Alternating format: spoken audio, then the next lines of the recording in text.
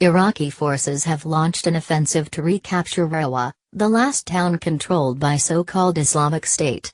The town, and a few small parcels of land, are all that remains under the militants' control in Iraq, after the larger town of Al-Qaim fell last week. The group's last urban stronghold in Syria, Abu Kamal, fell afterwards. Retaking Rawa in the offensive, which began on Saturday, would leave the jihadist group on the verge of complete defeat in Iraq. The Joint Operations Command said in a statement that 2 Iraqi infantry divisions and Sunni tribal forces were being supported by warplanes. Rawa was one of a number of towns on both sides of the Iraqi-Syrian border which is had designated part of its Euphrates province, which it had used to transfer fighters, weapons and goods between the two countries.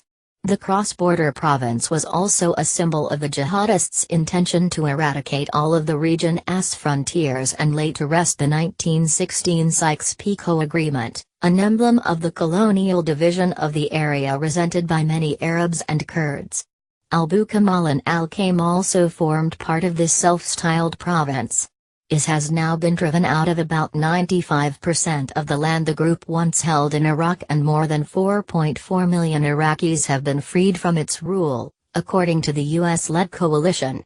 The group has just months remaining, at most as a protostate, the senior Royal Air Force RAF officer overseeing British airstrikes against IS in Iraq and Syria said on Friday. But Commodore Johnny Stringer told journalists in London that IS would almost certainly morph into an insurgent organization that would try to launch attacks in the two countries.